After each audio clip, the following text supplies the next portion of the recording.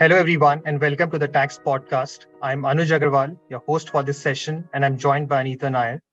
Today, we are going to discuss the recent increase in taxation rates for royalties and fee for technical services, or FTS, earned by foreign companies from India from 10% to 20%. Not part of the original Finance Bill 2023, this change was introduced subsequently by way of parliamentary amendments to the Finance Bill. Quite a noteworthy change. This will impact several Indian companies borrowing foreign expertise, technical know-how from foreign parent, affiliates, or suppliers at large. With this context, let me turn to you, Anita. Thank you for joining me today and to discuss the impact this change brings. My pleasure, Anuj. I'm sure that you will agree with the observation that the tax rates for royalties and FTS earned by foreign taxpayers in India has witnessed a flip-flop several times in the past. In fact, before we delve into the impact of this amendment, you will agree it may be useful for our listeners if we just take a step back and discuss the present provisions and its evolution. In fact, I know that you have an interesting slide that captures the legislative history of the provisions. Anuj, why don't you take us through that slide? Sure. This is a bar graph we see on the screen. On y-axis, we see tax rates, and on the x-axis is reference to finance acts where tax rates have been amended. Bars are color-coded in three different colors, which denote reference date of agreements under which royalty FTS have been earned by non-resident taxpayers. Before 1976, royalties and FTS were taxed on net basis at 50%, and there were difficulties then identified in determination of net income, which is when gross basis of taxation was introduced for the first time in 1976 with a flat tax rate of 40%. This rate was subsequently lowered to 30% in 1986 and eventually to 10% in 2005 for new agreements. This declining trend was reversed for the first time in 2013 when the tax rate increased to 25% across the board. The rationale for increase in tax rate was to correct the anomaly that existed in tax rate of 10% under the domestic law, vis-a-vis higher tax rates of 10% to 25% that existed in most of the tax treaties. In 2015, the rate again got reduced to 10%, and that lasted for 8 years until recently, before the recent change brought about by the Finance Act 2023. While there is no stated policy rationale for increase in tax rate, we suspect the justification could be same as that existed in 2013. That is to bring up tax rates under the domestic law in the range of tax rates that exist in some of the tax treaties, such as allocation of taxation rights is redistributed in favor of India. That's really interesting. Thanks, Anuj, for that quick summary. In fact, I'm sure that our listeners are aware that until 31st of March, payments made to foreign companies for royalties and FTS earned from India, the applicable tax rate was 10.92% as per the domestic tax laws. Of course, this domestic tax law rate would be subject to beneficial provisions of the tax treaty, depending on the relevant tax treaty with India. Let me illustrate with the help of an example.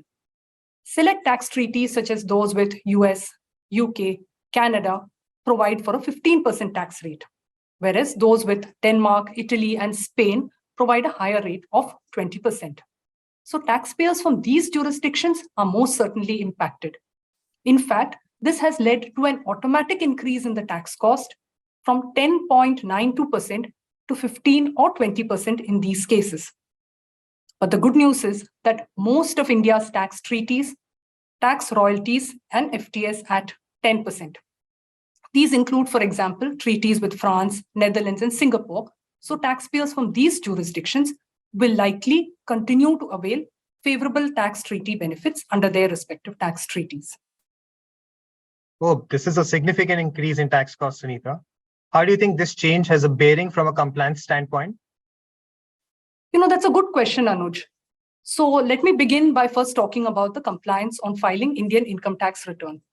So as we all know, the domestic tax law today allows for a relaxation from filing Indian income tax return if the income of the foreign taxpayer comprises only of passive income, such as dividend, interest, royalties, and FTS, and if tax has been deducted on such income at the domestic tax law rate and not as per the tax treaty rate.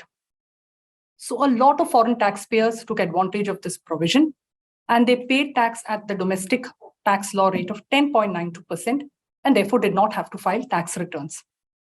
In fact, I can also add that in select cases, taxpayers from jurisdictions where the treaty offered a 10% tax rate also chose to pay tax at 10.92% simply to avoid filing the Indian income tax return. So the question is, what does the amendment do to this tax position? Obviously, the increase in tax rates will most likely see foreign taxpayers opt for tax treaty benefits, as the treaty rate will now be lower than the domestic tax law rate, as a result of which they will have to start filing income tax returns in India. That said, let's now deep dive into some of the other areas impacted by this amendment. The first is the requirement to obtain a tax residency certificate or a TRC. As per domestic tax laws, a foreign taxpayer has to furnish a TRC that is issued by its state of residence to avail tax treaty benefits. Since more and more taxpayers are going to avail of tax treaty benefit, the TRC will become a very critical document in the times to come. An associated filing requirement will be that of filing Form 10F. As per our domestic tax laws, if the TRC does not contain all the information required in the domestic tax law, a supplementary form called Form 10F is required to be filed by the taxpayer. Now, what is noteworthy is that recently, Central Board of Direct Taxes, or CBDT, has mandated that all foreign taxpayers should now electronically file Form 10F. The CBDT has provided a temporary relief for non-residents who either don't have a PAN or are not required to have a PAN, which is the Indian tax registration number, and they can manually file Form 10F. This deadline was 31st March 2023, which has now been extended to 30th September 2023. But what is noteworthy is that to submit Form 10F electronically, the foreign taxpayer would have to create an online account on the government portal. And a prerequisite for this is to obtain a PAN. So you see that these changes indirectly compel all non-residents looking to avail of treaty benefit to obtain a PAN and do associated compliances. So clearly, there is now a lot of emphasis on the compliance front. So while we've spoken about compliances, Anuj, let me turn to you and ask you, in your experience, can you give us some examples of payments that are impacted by this amendment and the overall commercial impact of this amendment? Yes, surely, and this is a lot.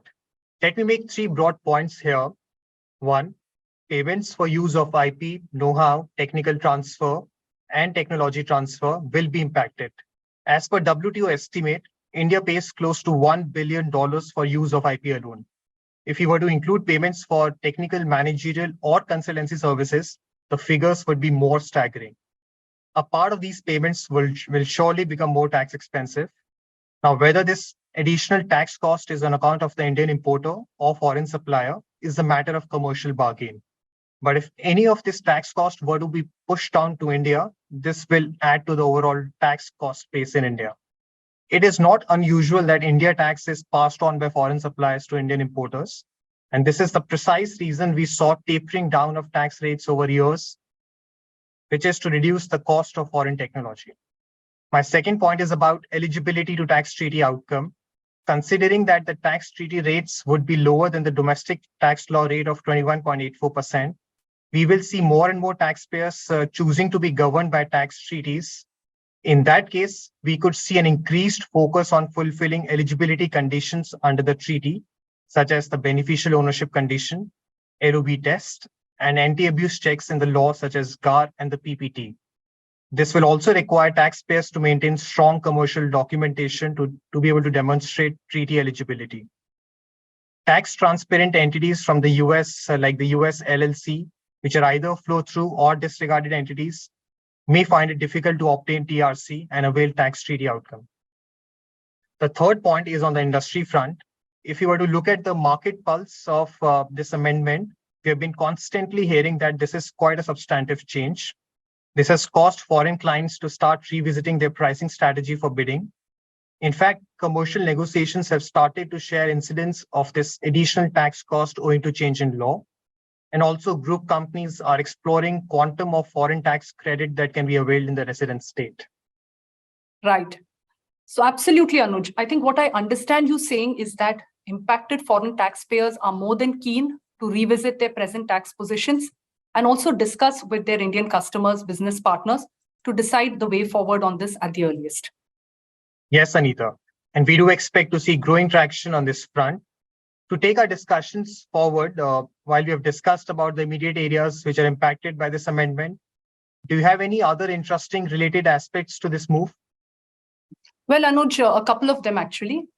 In fact, the first one is that as a fallout of the income tax return filing requirement that we discussed earlier, foreign taxpayers who are now required to file tax returns in India will have to answer a question: do you have a significant economic presence in India or an SEP in India?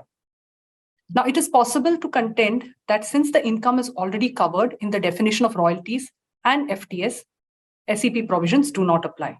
Of course, this position will require more detailed study at the time when the foreign taxpayers are ready to file their income tax returns in India. And my second point on this is that the impact on tax treaties, only time can tell whether those countries with whom India's tax treaties today have a 15 or 20% tax rate on royalties and FTS would look to renegotiate the clause of these treaties with India. This is really useful, Anita. Thank you for joining me today in this conversation.